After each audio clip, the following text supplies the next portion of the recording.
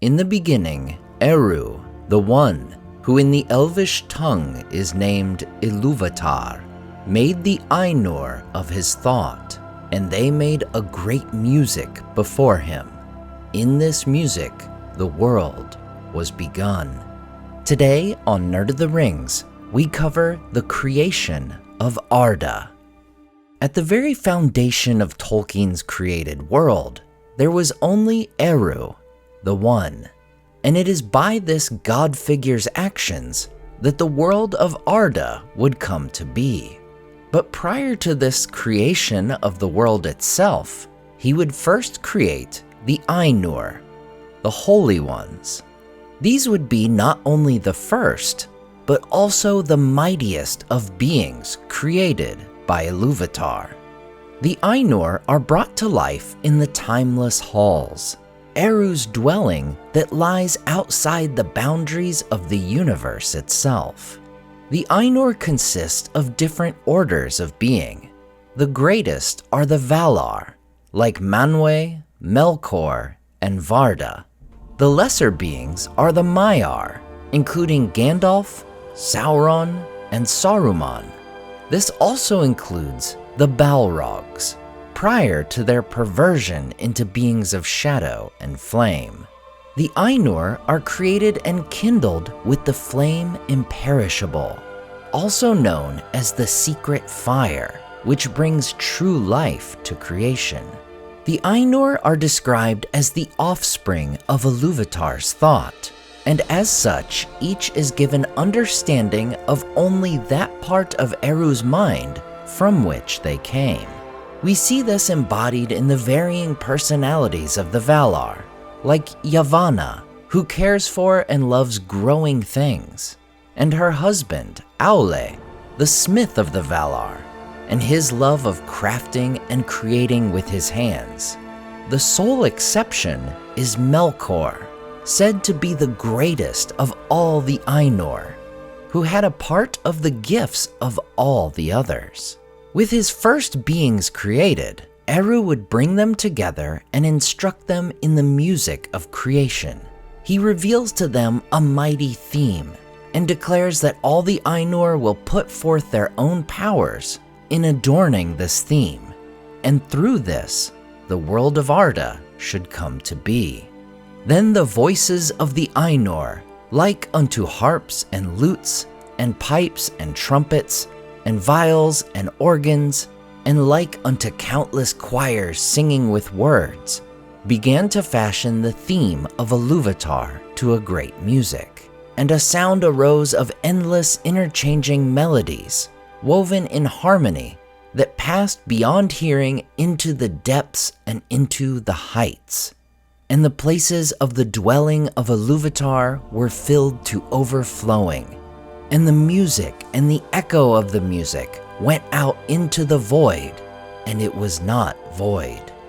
Initially, this music is good, but as the theme progresses, Melkor seeks to interweave things of his own imagining, discordant with the theme of Iluvatar. For within him grew a desire to bring into being creations of his own. And we are told that Melkor would often go alone into the great void, seeking the flame imperishable which only Eru possessed. His discord throws off the music, and many of the Ainur falter. Others begin to attune their own music to his.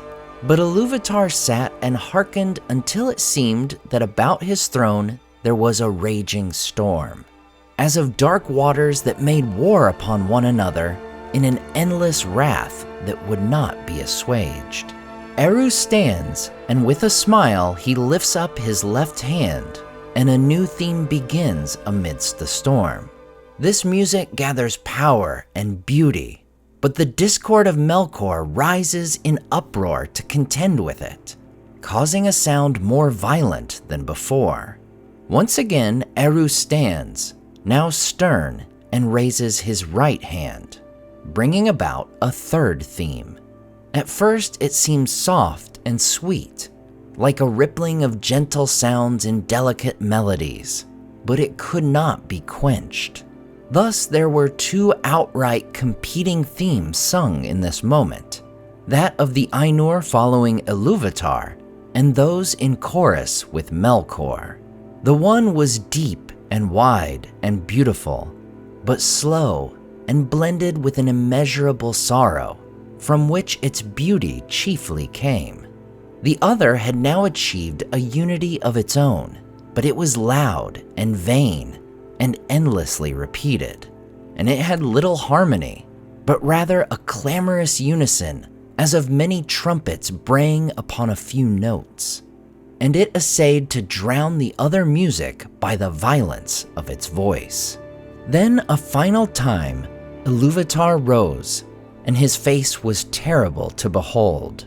He raises both hands, and in one chord, said to be deeper than the abyss, higher than the firmament, and piercing as the light of the eye of Iluvatar, the music ceases. Then Iluvatar spoke, and he said, "Mighty are the Ainur, and mightiest among them is Melkor. But that he may know, and all the Ainur, that I am Iluvatar. Those things that ye have sung, I will show them forth, that ye may see what ye have done.